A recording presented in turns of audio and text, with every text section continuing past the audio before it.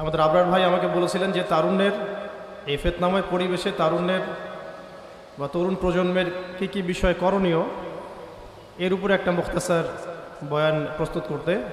তো আমি চেষ্টা করছি মোটা দাগে শুধু 10টা কথা বলার জন্য। আল্লাহ পাক আমাদের সবাইকে শুনে বুঝে আমল করার তৌফিক দান করে দেন। আমার সামনে যারা বসে আছেন সবাই তরুণ ভাই। তো প্রথম যে কথাটা আমি আরজ করতে চাই সকলের উদ্দেশ্যে, এটা সকলের ক্ষেত্রেই প্রযোজ্য। প্রথম আমাদেরকে আমাদের জীবনের উদ্দেশ্যটাকে ফিক্স করতে হবে।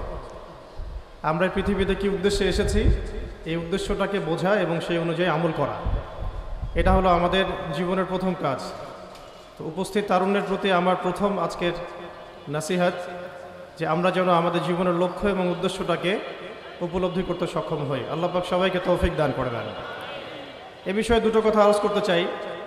একটা তো আল্লাহ পাক সূরাতুজ যারিয়াতের মধ্যে বলেছেন, বা'দা আউযু বিল্লাহি মিনাশ শাইতানির রাজীম, ওয়া মা খালাকতুল জিন্না ওয়াল ইনসা ইল্লা লিয়াবুদুন।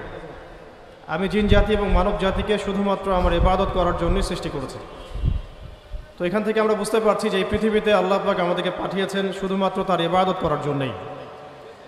আর এটা আল্লাহ পাকের অনেক বড় দয়া যে আল্লাহ রাব্বুল আলামিন আমাদের ব্যক্তিগত কাজ, অর্থনৈতিক কাজ, আমাদের ব্যবসা বাণিজ্য, পরিবার, স্ত্রী সন্তান, মুআমালাত মুআশারাত এগুলোকে ইবাদতের মধ্যে অন্তর্ভুক্ত করেছেন যদি আমরা কয়েকটা শর্ত পূরণ করতে পারি।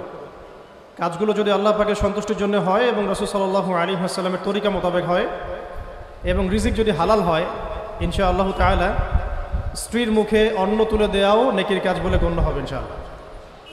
তো এই পৃথিবীতে এসেছি আমরা দুটো উদ্দেশ্য নিয়ে। একটা হলো আল্লাহ রাব্বুল আলামিনের ইবাদত করা, যেমনটা আমরা বললাম, ওয়া মা খালাকতুল জিন্না ওয়াল ইনসা ইল্লা লিয়াবুদুন। আরেকটা উদ্দেশ্য আছে আমাদের পৃথিবীতে আসার, সেটা হচ্ছে আল্লাহ রাব্বুল আলামিনের জমিনে আল্লাহ পাকের দ্বীনটাকে কায়েম করা বা বাস্তবায়ন করার চেষ্টা করা। এই ব্যাপারে আল্লাহ পাক আমাদেরকে স্পষ্ট আদেশ দিয়েছেন। সূরা আল ইমরানেও বলেছেন, কুনতুম খায়রা উম্মাহ উখরিজাত লিন-নাস তা'মুরুনা বিল মা'রুফ ওয়া তানহাউনা 'আনিল মুনকার ওয়া তু'মিনুনা বিল্লাহ। ঠিক একইভাবে আল্লাহ রাব্বুল আলামিন সূরা মুহাম্মাদের মধ্যেও বলেছেন, ইন তানসুরুল্লাহা ইয়ানসুরকুম ওয়া ইউসাব্বিত আকদামাকুম। তোমরা যদি আল্লাহর দ্বীনকে সাহায্য করো, আল্লাহকে সাহায্য করো, তাহলে আল্লাহ পাকও তোমাদেরকে সাহায্য করবেন। ওয়া ইউসাব্বিত আকদামাকুম, তোমাদের পা আল্লাহ পাক শক্ত করে রাখবেন।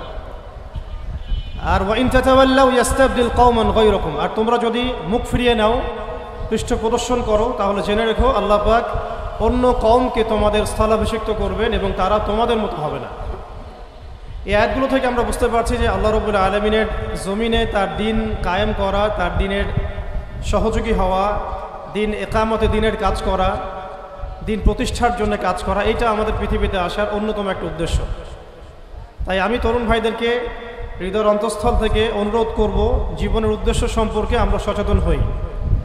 আমরা পৃথিবীতে শুধু খেলতামাশা করতে আসি নাই, সময় নষ্ট করতে আসি নাই, শুধু চাকরির পিছনে ছুটতে আসি নাই, ব্যবসার পিছনে ছুটতে আসি নাই। আমাদের এই পৃথিবীতে আসার একটা উদ্দেশ্য আছে, একটা মোটিভ আছে। সেটা হলো নিজে আল্লাহর ইবাদত করব এবং আল্লাহর দ্বীন এর তাবলীগ, দাওয়াত এবং জিহাদে অংশ নিব, যাতে করে আল্লাহর জমিনে আল্লাহর দ্বীন কায়েম হয়। আল্লাহ পাক আমাদের সবাইকে মকবুল কাফেলায় শামিল করেন, আমিন। দ্বিতীয় যে বিষয়টি আমি বলতে চাই সেটা হলো, এই যে মহান একটা মিশন নিয়ে আমরা পৃথিবীতে এসেছি, এটাকে বাস্তবায়ন করতে হলে আমাদেরকে ইলম অর্জন করতে হবে। ইলম অর্জন না করে যদি আমরা কোনো কাজ করতে যাই, সেখানে উপকারের জায়গায় ক্ষতি বেশি হতে পারে। এবং দ্বীনের ইলম একা একা হাসিল করা যায় না, অবশ্যই বরেণ্য এবং মুহাক্কিক উলামায়ে কেরামের সোহবত জরুরি। এই বিষয়টা আমরা অনেকে বুঝতে পারি, অনেকে পারি না। খাস করে যারা জেনারেল ব্যাকগ্রাউন্ড থেকে আমরা উঠে আসছি, অনেকে দেখা যায় দ্বীন আমরা শিখতে চাই ঠিকই, লেখাপড়াও করি, বই পুস্তক পড়ি, অনেকে আরবিও ভালো বলতে পারেন, কিন্তু উলামায়ে কেরামদের সোহবত এবং সান্নিধ্য নেই। এই বিষয়টা এতটা ক্ষতিগ্রস্ত, এতটা ক্ষতির কারণ যে নেক্সট স্রোতে মানুষ ধোঁকা খেতে পারে। এই ইলমের তো দুটো শাখা আছে, একটা দুনিয়াবি জ্ঞান, একটা দ্বীনি জ্ঞান। তো দুনিয়াবি জ্ঞানের জন্য এই বিষয়টাকে আমি শর্ত বলে মনে করছি না, কিন্তু দ্বীনি ইলম অর্জনের জন্য অবশ্যই একজন বরেণ্য মুহাক্কিক উলামায়ে কেরামের সোহবত অবশ্যই জরুরি। এবং দ্বীনি ইলমের বিষয়টা শুধু কিতাবের মধ্যেই সীমাবদ্ধ নয়। কিতাব আমাকে একটা ক্লাসিক্যাল আলেম হওয়ার পর্যায় পর্যন্ত নিয়ে যায় ঠিকই, কিন্তু আল্লাহকে চিনতে হলে, আল্লাহকে পেতে হলে, আল্লাহর মারেফত হাসিল করতে হলে একটা আধ্যাত্মিক জ্ঞানের প্রয়োজন আছে। এই জ্ঞানটা আপনি কিতাবের মধ্যে পাবেন না। এটাকে হাসিল করতে হলে অবশ্যই আল্লাহওয়ালা বুজুর্গ মানুষদের সোহবতে আসতে হবে। ঠিক যেমন নবী মুসা আলাইহিস সালামকে আল্লাহ রাব্বুল আলামিন বলেছিলেন, তোমার চেয়েও জ্ঞানী মানুষ পৃথিবীতে আছে। এবং সূরা কাহাফে বিস্তারিত ঘটনা আছে, এতটা বলার সময় এখানে নাই, আপনারা পড়ে নিতে পারবেন। মুসা আলাইহিস সালাম যুগ যুগ সফর করেছেন সেই ব্যক্তিকে পাওয়ার জন্যে যাকে আল্লাহ রাব্বুল আলামিন তার পক্ষ থেকে খাস করে জ্ঞান দিয়েছেন। সেই ব্যক্তির নাম খিদর আলাইহিস সালাম। তিনি এমন কিছু দেখছেন খিদর আলাইহিস সালাম, যেটা মুসা আলাইহিস সালাম বুঝতে পারছেন না। মুসা আলাইহিস সালাম নবী হওয়ার পরেও বুঝতে পারছিলেন না কেন নৌকা ফুটা করা হচ্ছে, কেনই বা বাচ্চাটাকে হত্যা করা হলো, আর কেনই বা দেয়ালকে নির্মাণ করা হলো। খিদর আলাইহিস সালামকে আল্লাহ রাব্বুল আলামিন এমন আধ্যাত্মিক জ্ঞান দিয়েছিলেন, আল্লাহর মারেফত দিয়েছেন, তিনি এমন কিছু দেখতে পাচ্ছেন দূর পর্যন্ত যেটা মুসা আলাইহিস সালাম বুঝতে পারছেন না। হাদিসের মধ্যে তো এটাও এসেছে, সেদিন যদি মুসা আলাইহিস সালাম এত প্রশ্ন না করতেন তাহলে হয়তো আরো অনেক জ্ঞান জানা যেত, কামা ক্বালা আলাইহিস সালাম। এই কারণে আমি তরুণ প্রজন্মকে নসিহত করতে চাই, দিনই ইলম অর্জন করছি, মাশাআল্লাহ, বই পুস্তক পড়ছি, অনেকে অনেক প্রতিষ্ঠানেও পড়ছেন, তবে অবশ্যই মাথার উপরে মুরব্বী ওলামায়ে কেরামদেরকে রাখতে হবে। এটা ব্যতীত যদি আমরা দিনের কাজ করতে চাই, কথা বলতে চাই, বা দিনের কোনো দাওয়াত তাবলীগ বা জিহাদের বিষয়ে আমরা ফিকির করি, সেখানে আমরা নিজেরাও বিভ্রান্ত হতে পারি, মানুষকে বিভ্রান্ত করতে পারি। তাই এটা হচ্ছে আমার দ্বিতীয় নসিহা আমাদের তরুণ ভাইদের প্রতি। আল্লাহ পাক আমাদের সবাইকে বরেণ্য ওলামায়ে কেরামদের সোহবত নসিব করেন। আমি আরেকটা বিষয় এখানে আমি নিচে থেকে অ্যাড করতে চাই, সেটা হলো যে আমরা এখন অনেকেই অনলাইন কেন্দ্রিক চিন্তাভাবনা করি। অনলাইনে কে কত ভাইরাল, কার কত ভিউজ বেশি হয়, হ্যাঁ, কার ফ্যান ফলোয়ার্স কত বেশি, এগুলো আমাদের কাছে এখন হকের মানদণ্ড হয়ে গেছে, অনেকের কাছে, সবার কাছে নয়। এটা একটা মুসিবত, এটা খাসারা। মনে রাখবেন, বরেণ্য ওলামায়ে কেরাম এবং আল্লাহর ওলিগণ নিজেদেরকে এত জাহির করেন না, তারা নিজেদেরকে লুকিয়ে রাখতে চান, তারা ইজহার করা পছন্দ করেন না, তারা হক এবং বাতিলের মধ্যে মিশ্রণ ঘটান না, তারা হক এবং বাতিলকে স্পষ্ট করে দেন। তারা পৃথিবীতে মজলুম হন, নিভৃতচারী হন। তাদের অবস্থা তো এমন হয় যে তারা দিনের বেলার ঘোড়সাওয়া, রাতের বেলার দরবেশ। তো এই ব্যাপারে ইমাম মালিক রহমতুল্লাহ আলাইহির একটা কওল আছে, জ্ঞান কারো কাছে আসে না, জ্ঞানের কাছে যেতে হয়। তাই আমাদেরকেও সেই রকম বুজুর্গ আলেমকে খুঁজে বের করতে হবে। এমন নয় যে আপনার ঘর পর্যন্ত তিনি হেঁটে আসবেন, এমনটা নাও হতে পারে। তা আল্লাহ পাক আমাদের সবাইকে জ্ঞানের কাছে যাওয়ার তৌফিক দান করেন, আমিন। এরপরে আসি যে এই জীবনের উদ্দেশ্যটাকে ফিক্স করা এবং জ্ঞান অর্জনের যে এই সিলসিলা, এটা একটা লম্বা সিলসিলা। জ্ঞান অর্জনের ক্ষেত্রে তাড়াহুড়া করা যাবে না যে আমি 5 বছরের মধ্যেই আলেম হয়ে যাব, 10 বছরের মধ্যে আমি মুফতি হয়ে যাব, এইভাবে চিন্তা করা যাবে না। আমাদেরকে সারা জীবন তালেব ইলম হয়ে থাকতে হবে এবং জ্ঞান অর্জনের এই যে ক্রমবর্ধমান একটা সিলসিলা, এখানে সবরের পরিচয় দিতে হবে। এই ব্যাপারে আমি একটা কোটেশন নোট করে আনছি।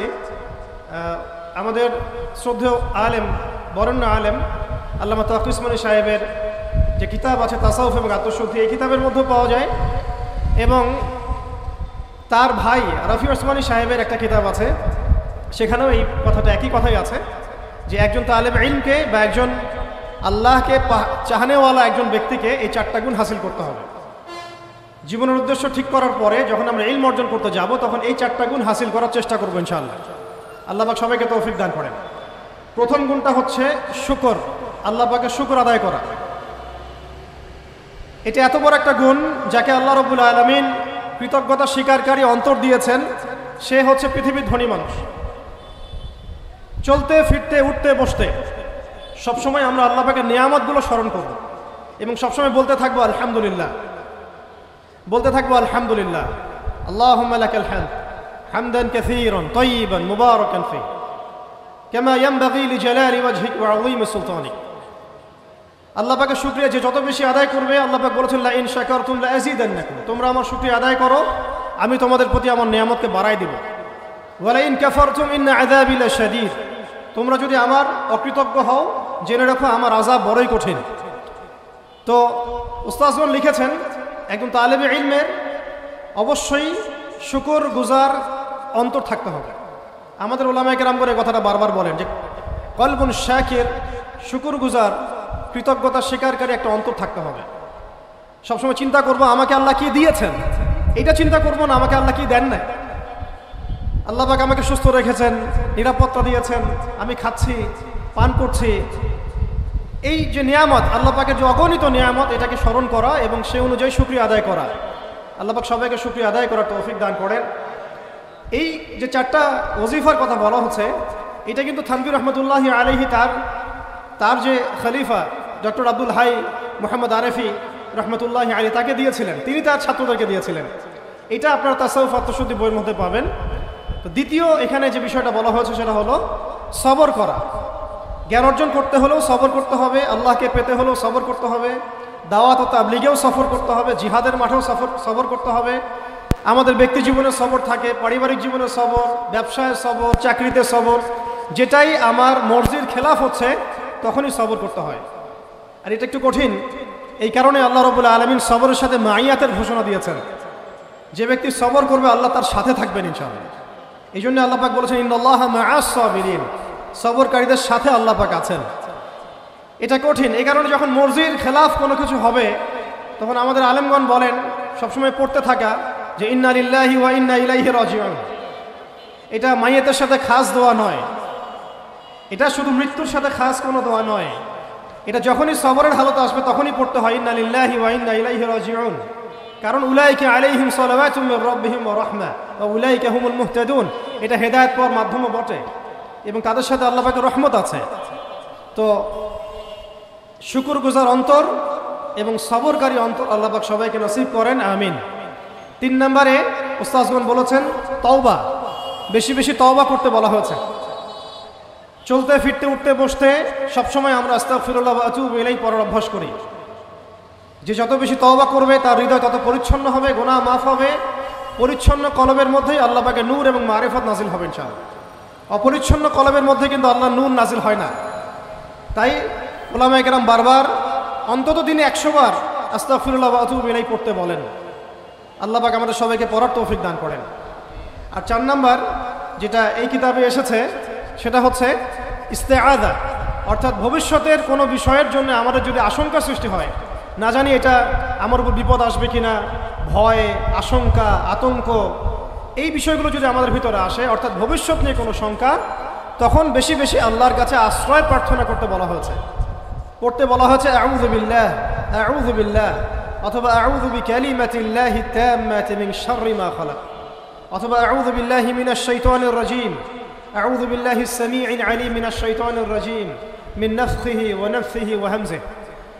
একবার আমার মনে আছে যে একটা জটিল মাসালা নিয়ে আমরা আমাদের মোহতারাম খতিব সাহেব বাইতুল মুকাররমের বর্তমান খতিব সাহেব তার দ্বারস্থ হয়েছিলাম। একটা মুশকিলা দেখা দিয়েছে, একটা দোয়া শিখিয়ে দেন যে দোয়ায় আমল করলে ইনশাআল্লাহ এটা চলে যাবে। তা আমাকে তিনি পার্সোনালি বলেছিলেন যে এই দোয়াটা যেটা আমি এখন শিখিয়ে দিচ্ছি আপনাকে, এই দোয়াটা জিবরাইল আলাইহিস সালাম রাসূলুল্লাহ সাল্লাল্লাহু আলাইহি ওয়াসাল্লামকে শিখিয়ে দিয়েছিলেন এবং রাসূলুল্লাহ সাল্লাল্লাহু আলাইহি ওয়াসাল্লাম এই দোয়াটা খালিদ বিন ওয়ালিদ রাদিয়াল্লাহু আনহুকে শিখিয়ে দিয়েছিলেন। তো শোনার এবং শেখার খুব আগ্রহ ছিল, তা আমি লিখে নিচ্ছিলাম এবং নোট করছিলাম। এই দোয়াটা যদি আপনারা পড়তে পারেন, ভবিষ্যতের যে কোনো শঙ্কা, আশঙ্কা, বিপদ আপদ, বালা মুসিবত, এই বিষয়গুলোর ব্যাপারে আল্লাহর পক্ষ থেকে একটা সাকিনা এবং সুকুন হৃদয় নাজিল হবে ইনশাআল্লাহ। একটু বড়, যেহেতু এখানে তালেবে ইলমগণ অনেক, তারা তো শুনলেই মুখস্থ করতে পারবেন, তাই আমি নোট করে আনছি। এবং জ্ঞান তো লুকিয়ে রেখেও লাভ নাই, প্রচার করলেই লাভ, আপনারা আমল করলে আমি নাকি পাবো ইনশাআল্লাহ।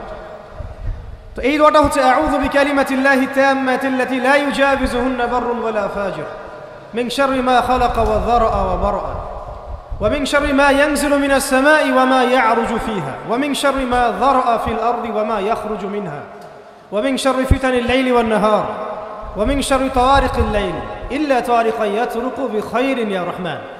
এই দোয়াটার উপর আমল করতে থাকেন, দেখেন ভবিষ্যতের আশঙ্কা দূর হয়ে যাবে ইনশাআল্লাহ। আল্লাহ পাক আমাদের সবাইকে 4টা গুণ হাসিল করার তৌফিক দান করেন।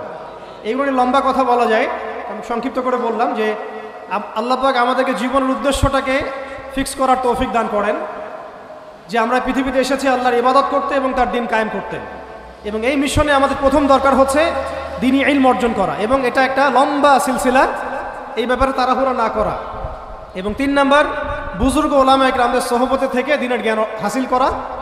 এতে করে জ্ঞানের সাথে সাথে আধ্যাত্মিকত্ব হাসিল হবে ইনশাআল্লাহ। আর আধ্যাত্মিকত্ব হাসিল না হলে বাইরের চোখ দিয়ে যদি আমরা দেখি তাহলে এই বিশ্বটাকে চিনতে, বুঝতে এবং সমাধান বের করতে আমরা বেগ পাবো। এবং কোনো কোনো ক্ষেত্রে আমরা সত্যকে মিথ্যা মনে করতে পারি, মিথ্যাকে সত্য মনে করতে পারি। আল্লাহ পাক আমাদের খিদির আলাইহিস সালামের দৃষ্টিভঙ্গি দান করেন, আমিন। আর 4 নম্বর, প্রত্যেক তালেব ইলমের এবং যারা আল্লাহর পথের সেনানী হতে চান, হতে চাই, আমরা মুজাহিদ হতে চাই, মুবাল্লিগ হতে চাই, মুহাদ্দিস হতে চাই, বা দ্বীনের পথে আমরা শহীদ হতে চাই, এই তামান্না যাদের আছে তাদেরকে এই 4টা গুণ হাসিল করতেই হবে। আল্লাহ পাক তৌফিক দান করেন। 1 নম্বর শুকর, 2 নম্বর সবর, 3 নম্বর তাওবা এবং 4 নম্বর ইস্তেআযা বা আশ্রয় প্রার্থনা। আবার বলছি, 1 নম্বর শুকর, বেশি বেশি শুকরিয়া আদায় করা, 2 নম্বর সবর করা, 3 নম্বর হচ্ছে পূর্বের পাপের জন্য তওবা করা, এবং যখনই পাপ হবে তখনই তওবা করা। ওলামায়ে কেরামগণ বলেন যে সকাল সন্ধ্যায় সাইয়্যিদুল ইস্তিগফার কখনো না ছাড়া, সকাল সন্ধ্যা সাইয়্যিদুল ইস্তিগফার কোনো অবস্থায় যেন না ছাড়া। এটা নিশ্চয়ই আপনাদের মুখস্থ আছে। আল্লাহুম্মা আনতা রাব্বি লা ইলাহা ইল্লা আনতা খালাকতানি আনা আবদুক ওয়া আনা আলা আহদিকা ওয়া ওয়া'দিক মাসতাতা'ত আউযু বিকা মিন শাররি মা সানা'ত আবুউ লাকা বিনি'মাতিকা আলাইয়া ওয়া আবুউ বিযানবি ফাগফির লি ফাইন্নাহু লা ইয়াগফিরু যুনুবা ইল্লা আনতা। এই দোয়াটা কখনো না ছাড়া। এবং যখন পূর্বের কোনো পাপের কথা মনে হয় যে এতদিন আগে আমার একটা পাপ হয়ে গিয়েছিল, মনটা একটু খারাপ হতে পারে, চোখে পানি আসতে পারে, ইমিডিয়েটলি পড়তে বলা হচ্ছে আস্তাগফিরুল্লাহ ওয়া আতুবু ইলাইহি, আস্তাগফিরুল্লাহ ওয়া আতুবু ইলাইহি। আল্লাহ পাক সবাইকে খাস তওবা করার তৌফিক দান করেন। এবং 4 নম্বর হচ্ছে আমাদের জন্য জরুরি, সেটা হলো ইস্তেআযা বা আল্লাহ পাকের কাছে আশ্রয় প্রার্থনা করা। আল্লাহ রাব্বুল আলামিন আমাদের সবাইকে তার কাছে আশ্রয় প্রার্থনা করার তৌফিক নসিব করেন, আমিন। তো 4টা বিষয় বলেছি আমি। 5 নম্বরটা হচ্ছে যে চলমান যে ফিতনাগুলো আছে আমাদের সামনে, এই ফিতনাগুলোকে কাগজে কলমে আইডেন্টিফাই করা। আমি সহজ করে দিই আপনাদের জন্য। আমাদের সামনে ফিতনাগুলো কয়েকটা ক্ষেত্রে বিভক্ত। একটা হচ্ছে ব্যক্তিগত ক্ষেত্রে ফিতনা, একটা হলো আমাদের শিক্ষা ক্ষেত্রের ফিতনা, একটা হলো আমাদের অর্থনৈতিক ক্ষেত্রের ফিতনা, একটা হলো সাংস্কৃতিক ক্ষেত্রের ফিতনা, একটা পারিবারিক ক্ষেত্রে এবং একটা রাষ্ট্রীয় ক্ষেত্রে, এবং এর চেয়ে বড় পরিসরে আছে বৈশ্বিক ক্ষেত্রে কিছু ফিতনা। এই ফিতনাগুলোকে আমাদেরকে কাগজে কলমে এবং আল্লাহর নূর দিয়ে, কোরআন সুন্নাহর চোখ দিয়ে আইডেন্টিফাই করতে হবে এবং সেগুলোকে সমাধানের পথ খুঁজে বের করতে হবে। আল্লাহ পাক আমাদের সবাইকে তৌফিক দান করেন, আমিন। 6 নম্বর হচ্ছে যে আমাদের যে গন্তব্য যে আমরা চাই আল্লাহর জমিনে দিন কায়েম হোক, এই গন্তব্যে ইস্তেকামা ধরে রাখা বা ধারাবাহিকতা বজায় রাখা। এমন যেন না হয় যে আমাদের কিছুদিনের কাজ খুব গতিসম্পন্ন হচ্ছে এবং বাকি কাজ মন্থর হচ্ছে, এমনটা যেন না হয়। সিরাতের সুন্নতে নবী সাল্লাল্লাহু আলাইহি ওয়াসাল্লাম যেভাবে দীর্ঘ 23 বছর তার দাওয়াত এবং জিহাদের মিশন চালিয়েছেন, এইভাবে আমরা যেন আমাদের এই গন্তব্যটাকে হাসিল করতে পারি এবং সবর বজায় রাখি, ইস্তেকামা ধরে রাখি, আধ্যাত্মিকত্ব ধরে রাখি এবং যা জানি তার উপর আমল করার চেষ্টা করি, সুন্নাহ ভিত্তিক জীবনযাপন করার চেষ্টা করি। আল্লাহ পাক সবাইকে তৌফিক দান করেন, আমিন। 7 নম্বর দরকার হচ্ছে আমাদের হালাল রিজিক। যদি রিজিকটা আমাদের হালাল না হয় তাহলে এই যে এত বড় বড় কথা বলছি বা এত বড় স্বপ্ন দেখছি, এগুলো কিন্তু ভাই আসলে বাস্তবায়ন করা খুব কঠিন হবে, কোনো কোনো ক্ষেত্রে হয়তো সম্ভবও হবে না। ইন্নাল্লাহা তাইয়্যিব লা ইকবালু ইল্লা তাইয়্যিব, আল্লাহ পাক পবিত্র, তিনি পবিত্র ছাড়া কিছু কবুল করেন না। আর এখন রিজিকের মধ্যে যত ফিতনা, সুদের ফিতনা আছে, ঘুষের ফিতনা, দুর্নীতির ফিতনা, কাগজের টাকার হারামের কিছু ফিতনা চলে আসছে এর ভিতরেও, ক্রিপ্টোকারেন্সির ফিতনা আসতেছে সামনে। এছাড়া আছে আমাদের মার্কেটের সিন্ডিকেট, পণ্য মজুত করা, বাপে কম দেয়া, মানে হারাম খাওয়ার যতগুলো অপশন আছে, আমার মনে হয় এই জামানায়, এই যুগে এটা সবচেয়ে বেশি উন্মুক্ত আমাদের সামনে। তো হারাম খাওয়া সহজ, হালালে চলা একটু কঠিন, তবে হালাল খাওয়াটা অসম্ভব নয়।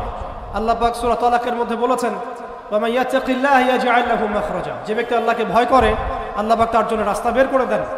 ওয়া ইয়ারযুকহু মিন হাইসু লা ইয়াহতাসিব, এবং এমন উৎস থেকে আল্লাহ পাক তাকে রিজিক দেন যা সে কখনো কল্পনাও করে নাই। আল্লাহ পাক আমাদের সবাইকে হালাল খাবার তৌফিক দান করেন, আমিন। 8 নম্বর এবং 9 নম্বর একসাথে বলে শেষ করছি। সেটা হলো আমাদের প্রত্যেককে কমপক্ষে পার্ট টাইম দাওয়াতের কাজ করতে হবে। দাওয়াত এবং তাবলীগের কাজটা এটা এখন আমভাবে সকলের উপর বর্তিয়ে গিয়েছে। এটা ব্যাপারটা এমন নয় যে ওলামায়ে কেরামগণ দাওয়াতের কথা বলবেন, তাবলীগের কথা বলবেন, আমাদের উপর কোনো জিম্মেদারি নাই, ব্যাপারটা কিন্তু এমন নয়। আমাদের প্রত্যেককে সৎ কাজে আদেশ করতে হবে, অসৎ কাজে নিষেধ করতে হবে। এবং আপনারা তো সবাই জানেন, হুযায়ফা রাদিয়াল্লাহু আনহু থেকে যে হাদিসটা বর্ণিত হয়েছে, সহিহ মুসলিম শরীফে এসেছে, যে যদি আমরা সৎ কাজে আদেশ না করি, অসৎ কাজে নিষেধ না করি, তাহলে আল্লাহর পক্ষ থেকে বিপদ আপদ, বালা মুসিবত, গজব আসবে। এই সময় ওই কম দোয়া করবে, কিন্তু এই দোয়া আল্লাহর দরবারে কবুল হবে না। তাই আল্লাহ রাব্বুল আলামিন আমাদের সবাইকে সৎ কাজে আদেশ করার তৌফিক দান করেন, অসৎ কাজে নিষেধ করার তৌফিক দান করেন, হালাল খাওয়ার তৌফিক দান করেন, এবং দাওয়াত ও তাবলীগে সবাইকে এই মেহনতে যুক্ত থাকার তৌফিক দান করেন।